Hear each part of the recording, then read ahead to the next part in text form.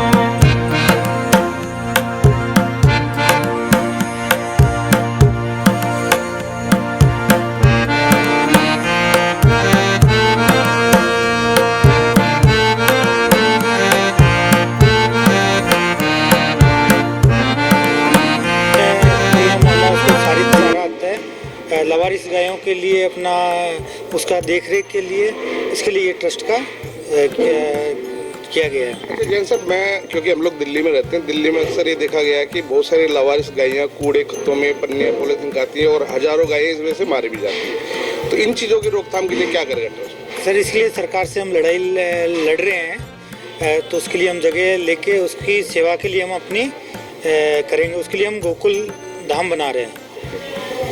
तो जो ये ट्रस्ट है आपका, बेसिकली जैसे हमारा यूथ है और आज के टाइम में यूथ बहुत एक्टिव है, तो यूथ को इस ट्रस्ट तक जोड़ने के लिए क्या आपके मतलब लक्ष्य है कि किस तरीके से यूथ आपके साथ आके कनेक्ट हो? हम कुछ अभियान चला रखे हैं, उस अभियान के द्वारा हम यूथ को जोड़ने की कोशिश कर रहे हैं। वो भागवत गीता का जो अभियान है वो यूथ को जोड़ने के संदर्भ में एक भावात्मक रूप से जोड़ने के संदर्भ में सबसे बड़ा मुद्दा तो यही है कि आज का यूथ जो है वो भागवत गीता सुनना भी तो नहीं चाहता। नहीं, ऐसा नहीं है।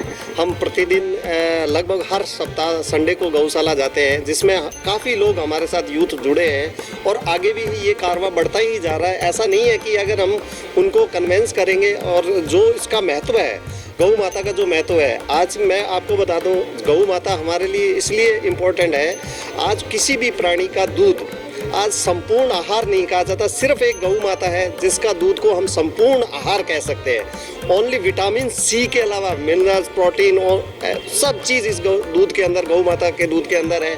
जब हम सब इसी दूध को पी के पले बढ़े, आज हर कोई जानता है कि जब अगर किसी की मातृत्व अवस्था में अगर बच्चा पैदा होता है, उसकी माता गुजर जाती है, तो हम सबसे पहले रिकमेंड करते हैं कि गौ माता का दूध पिला कर ही उसको बड़ा करे। तो एक भावात्मक रूप से बंदा जुड़ेगा तो यूथ भी जुड़ेगा, ऐसा कोई नहीं है। और इसी कड़ी में जो भागवत कथा है, भागवत कथा का जो मर्म है, इसके माध्यम से हम यूथ को भी जोड़ रहे हैं और हमारी जो आने वाली पीढ़ी को भी जोड़ना चाहते हैं। और जो बुजुर्ग है तो सारे जुड़ेंगे, तो ऐसी बात नहीं है यूथ नहीं जुड़ेगा, ऐसा नहीं हो सकता। सर, एक बड़ा अहम सवाल है, गौ माता ट्रस्ट हिंदुस्तान में बहुत सारे ट्रस्ट ऐसे हैं जो गौ रक्षा के नाम पर काम भी करते हैं और ये भी हर हिंदुस्तानी जानता है कि गौ रक्षा के नाम पे सबसे ज़्यादा आपराधिक मामले भी किए जाते हैं। अभी जैसे आपने सुना भी होगा, मेनका गांधी जी ने एक आरोप लगाया था इस्कॉन के ऊपर कि सबसे ज़्यादा गायें इस्कॉन जो स्लॉटर में बेची जाती है, वो इस्कॉन बेचता है, ठीक है। उसके अलावा अभी मोहन भागवत जी हैं जो है,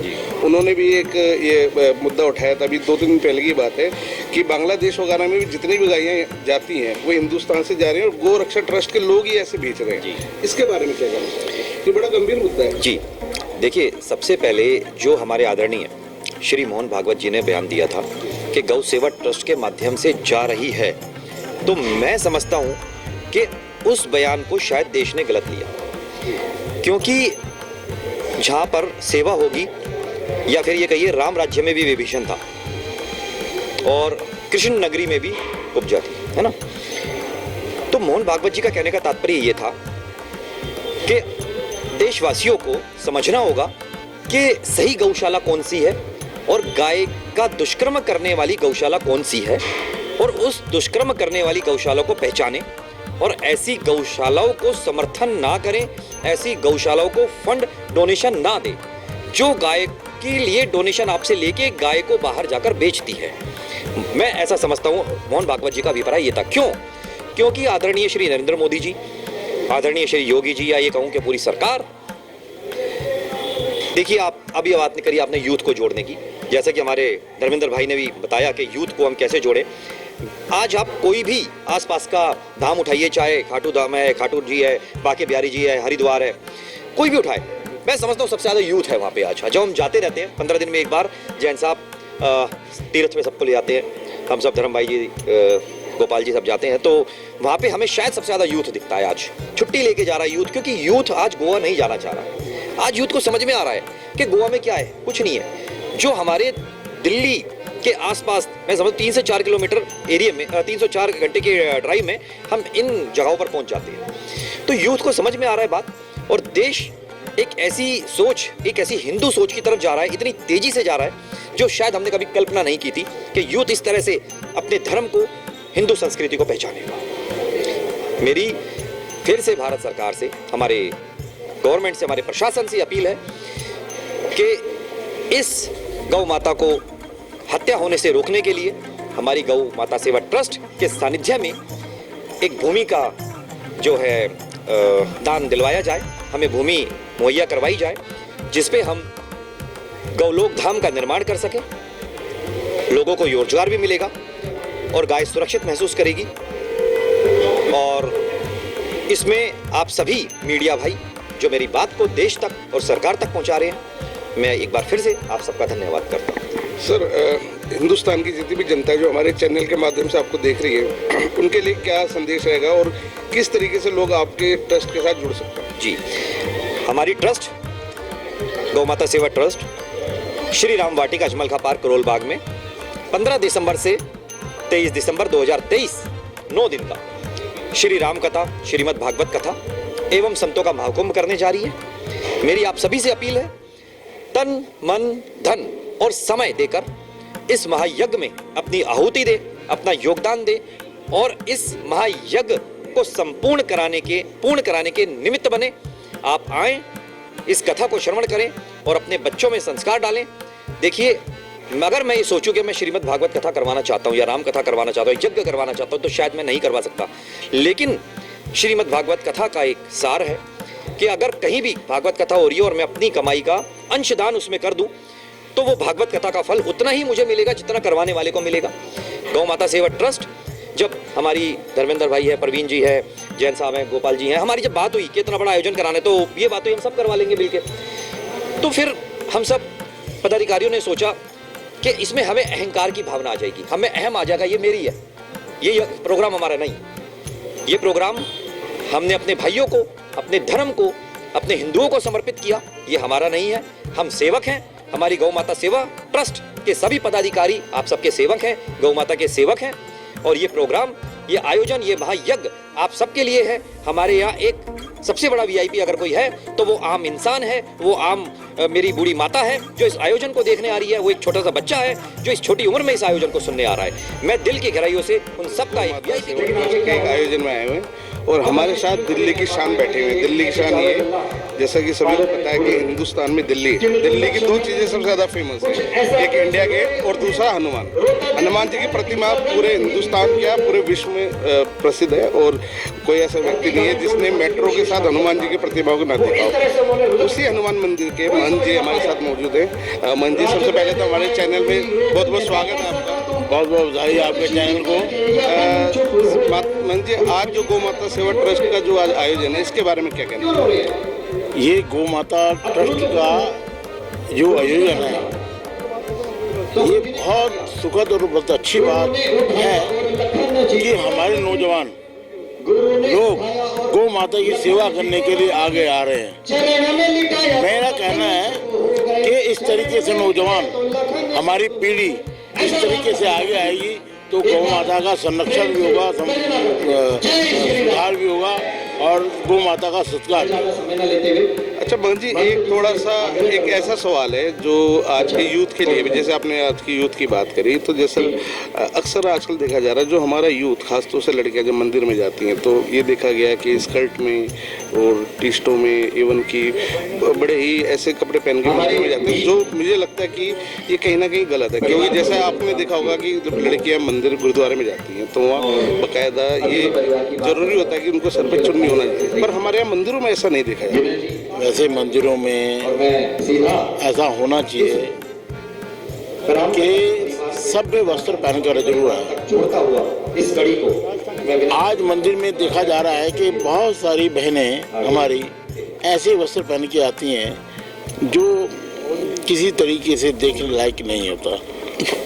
मेरा उनसे विशेष आग्रह है कि कृपया करके वो सही वस्त्र और अच्छे वस्त्र और सभ्य ढंग से मंदिरों पर आए। महंत जी, आज का जो आयोजन है, इसके लिए आप हमारे जो दिल्ली वासी हैं और खासतौर देश के जो लोग हैं, इनके लिए क्या संदेश देना चाहिए? मैं आज के आयोजन पे गौ माता सेवा ट्रस्ट जो बनाया है, सीएम जैन, धर्मेंद्र कुमार, पुनीत जी गोयल और गोपाल जी, मैं इनको बधाई देना चाहूँगा। इनको बधाई देते हुए मैं सब जनता दिल्ली वासियों से विशेष आग्रह करता हूँ कि आप सब लोग इनकी तरफ देखें कि जो काम कर रहे हैं ऐसा काम हम भी करें। तो मेरा इनको बहुत बहुत शुभकामनाएं गौ माता सेवा ट्रस्ट को कि ये अच्छा काम कर रहे हैं, बहुत बढ़िया।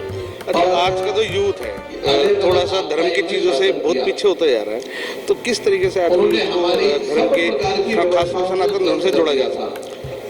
आज का यूथ धर्म के क्षेत्र से अलग होता जा रहा है, ये बात तो ठीक है, लेकिन आज ये हम लोग तो क्योंकि 108 फुट संकट मोचन धाम हनुमान मंदिर करोलबाग रिंग रोड में हम लोग तो बैठते हैं, हम देखते हैं कि बहुत लोग, आजकल नौजवान भी बहुत लोग मंदिरों पे आना शुरू हुए हैं और बहुत अच्छी बात है कि मंदिरों पे आना शुरू हुए हैं। लेकिन फिर भी मैं ये कहूँगा कि अधिक से अधिकांश नौजवान को मंदिरों से जुड़ना चाहिए, मंदिर की संस्कृति से जुड़ना चाहिए, ये मैं आग्रह करूँगा सभी लोगों को। धन्यवाद।